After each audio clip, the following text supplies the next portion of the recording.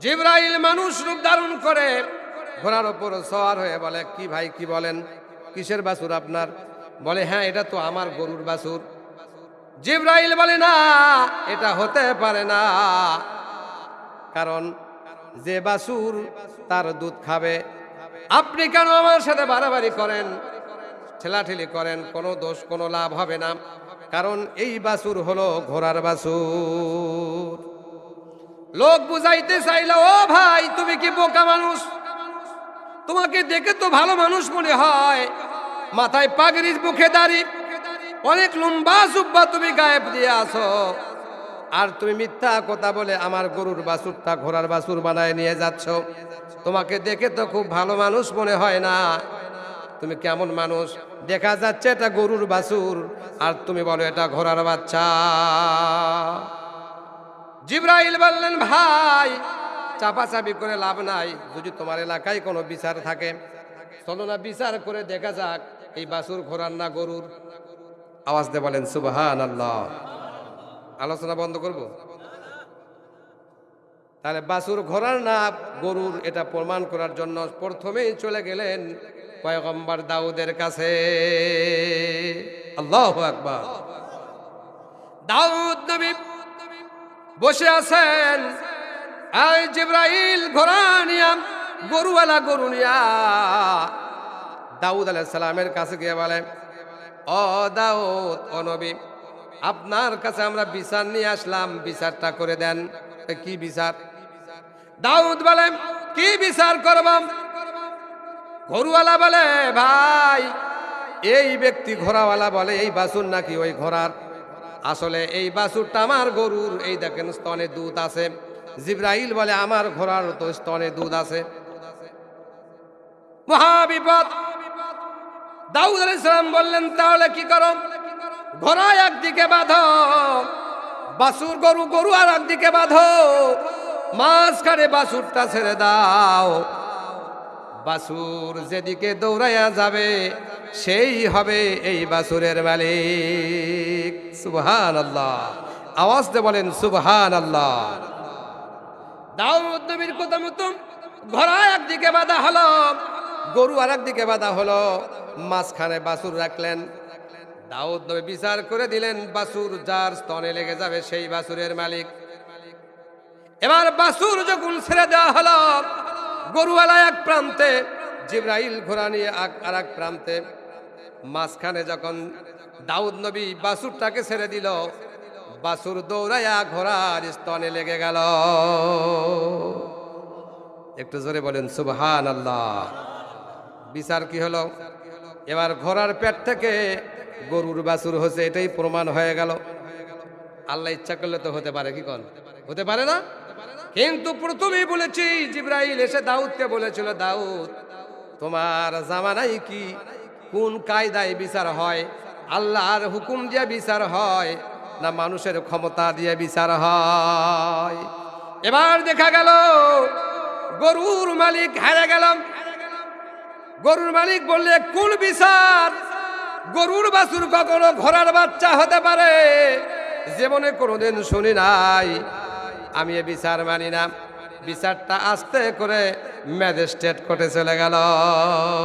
নারায়ে তাকবীর, নারায়ে তাকবীর।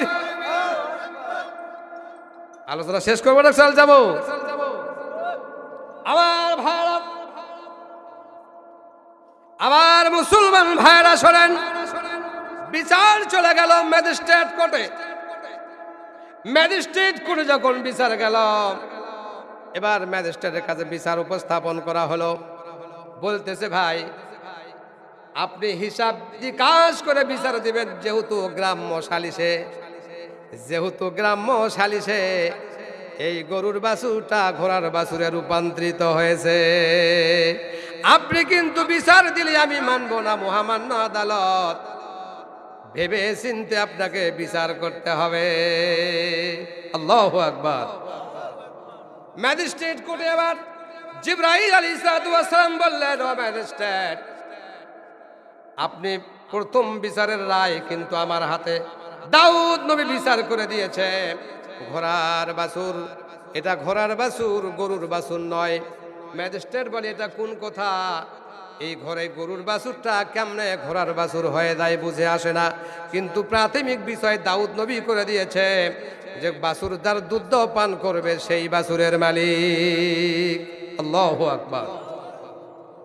ম্যাজিস্ট্রেট করে বিচার গেল। ম্যাজিস্ট্রেটের কাছে সকালবেলা ভরে কোর্টে আসার আগে জিবরাইল আলাইহিস সালাম এক থলে স্বর্ণ নিয়ে ম্যাজিস্ট্রেটের বাড়িতে গেলেন। কারো প্রথমেই বলছি যে কারোর সাথে ওয়াজ মিলে যায়, পরে কিন্তু কোনো সমালোচনা হবে। আমি হাদিস থেকে আলোচনা করছি, কোরআন থেকে আলোচনা করছি। আপনার গায়ে লাগলে আমার কিছু কোরআন নাই, তবে বুঝে শুনে কথা বলেন। কি বলেন? সম্মানিত ভাইরা, ম্যাজিস্ট্রেটের কাছে দাউদ নবী এক থলে জিবরাইল এক থলে স্বর্ণের টাকা, স্বর্ণের টুকরা নিয়ে বলে, ম্যাজিস্ট্রেট সাহেব, প্রথম বিচার আমার পক্ষে, দ্বিতীয় বিচার যেন আমার পক্ষে আসে, এজন্য আপনাকে এক থলে স্বর্ণ দিলাম। মেহেরবানি করে ম্যাজিস্ট্রেট কোচের বিচার যেন এই গরুর বাছুরটা যেন ঘোড়ার বাচ্চা হয়ে যায়। টাকার লোক কার না আছে? কি বলেন? ম্যাজিস্ট্রেট চিন্তা করলো স্বর্ণের যে দাম, আর এক থলে ভর্তি স্বর্ণ, বিচার তো প্রথম দাউদ নবী করেই দিছে, লিখিত করেই দিছে, আমি করলে দোষ কোথায়? ভাবা চিন্তার দরকার নয়। বিচার যখন চলে আসলো, ম্যাজিস্ট্রেট কোর্ট থেকে একটা বিচার লিখে দিল। বিচার হলো প্রথম আদালতে যে বিচার হয়েছে, আমি মহামান্য আদালত ম্যাজিস্ট্রেট ওই বিচারকেই কার্যকর করে দিলাম। আওয়াজ দিয়ে বলেন নাউজুবিল্লাহ, আর একটু জোরে বলেন নাউজুবিল্লাহ।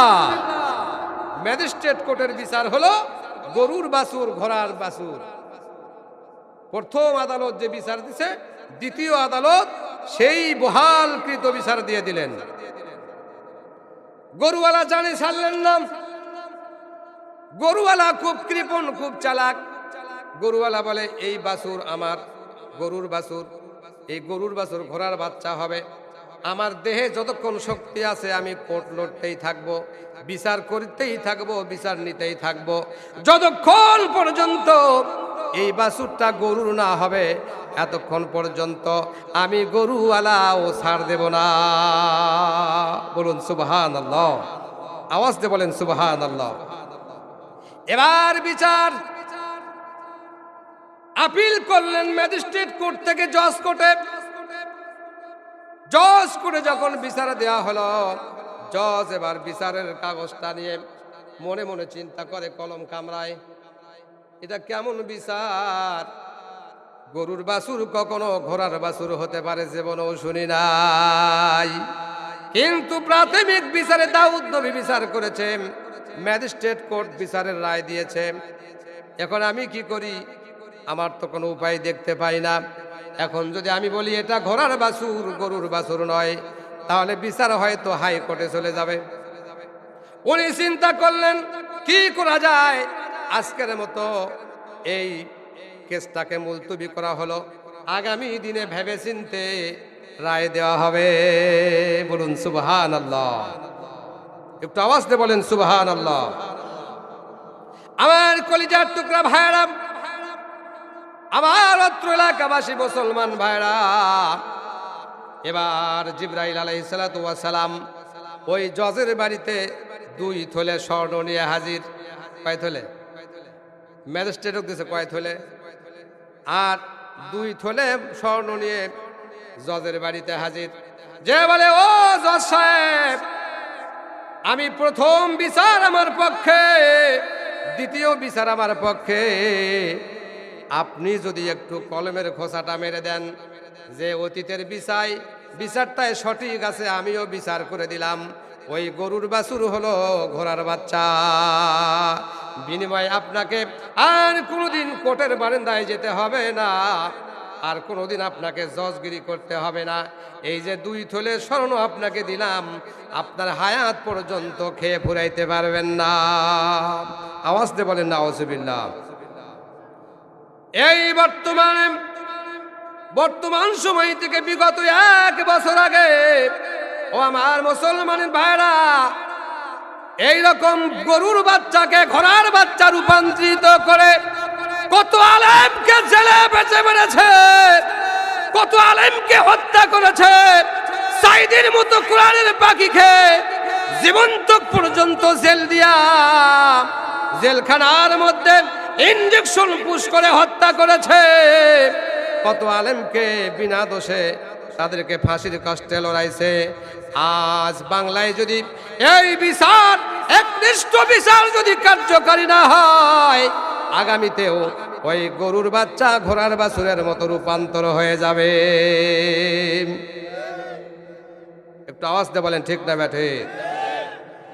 সম্মানিত ভাইরা, কিন্তু যতই বিচার করুক না কেন, কোন বিচারে কিন্তু ওই গরুর বাছুরটা ঘোড়ার বাচ্চা হতে পারে, কিন্তু সকল জায়গায় টাকা দিয়ে বিক্রি হয়ে যায়।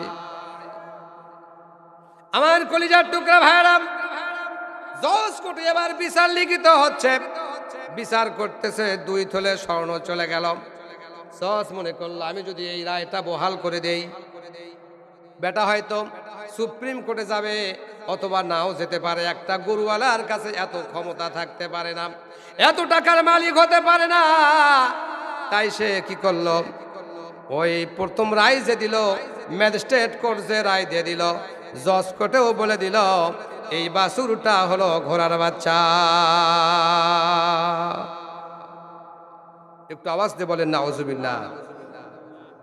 ম্যাজিস্ট্রেট কোর্ট 1 তোলা খাইছে, জজ কোর্ট খেলো কয় তোলে? কোর্ট আর কয়টা আছে? একটা। হাইকোর্ট দেখা যাক, এবার হাইকোর্টে যাই, কি হওয়া যাক দেখা যাক ইনশাআল্লাহ। আমার কলিজার টুকরা ভাইরা, গরুওয়ালা কেস আপিল করে দিল হাইকোর্টে। হাইকোর্টে চলে গেল গরু আর ঘোড়া। জিবরাইল ফেরেশতার সাধারণ মানুষ গরুওয়ালা। জিবরাইল যে বলে ভাই বুঝে শুনে রায় দিতে হবে, এটাই কিন্তু শেষ রায়, এই রায়ের পরে কিন্তু আর কোনো বিচার হবে না। এবার মালিক ফাইনাল হবে, গরুর বাছুর না ঘোড়ার বাচ্চা ফাইনাল হয়ে যাবে। উনি বললেন হ্যাঁ ঠিক আছে। মহামান্য আদালতের কাছে বিচারে চলে গেল। বিচার যখন চলে গেল, এবার জিবরাইল আলাইহিস সালাতু ওয়াস সালাম 3 তোলা টাকা নিয়ে হাইকোর্টের জাজমেন্টের কাছে পৌঁছায় দিলেন। একটু আওয়াজ দিয়ে বলেন নাউজুবিল্লাহ। কয় তোলে? 3 তোলা টাকা হাইকোর্টের জাজমেন্টের কাছে পৌঁছায় দিলেন। বললেন মহামান্য আদালত, প্রথম বিচারটা আমার পক্ষে, ম্যাজিস্ট্রেট কোর্ট আমার পক্ষে, জজ কোর্ট আমার পক্ষে। আপনি যদি দয়া করে কলমের খোসাটা মেরে দেন, তাহলে এই গরুর বাছুরটা ঘোড়ার বাচ্চায় রূপান্তর হয়ে যাবে। আর কোনো সন্দেহ নাই, কোনো চিন্তা নাই, কোনো ভাবনা নাই, আমি আমার বাছুরটা নিয়ে আমি চলে যাব। একটু আওয়াজ দিয়ে বলেন নাউজুবিল্লাহ। একটু জিকির করেন লা ইলাহা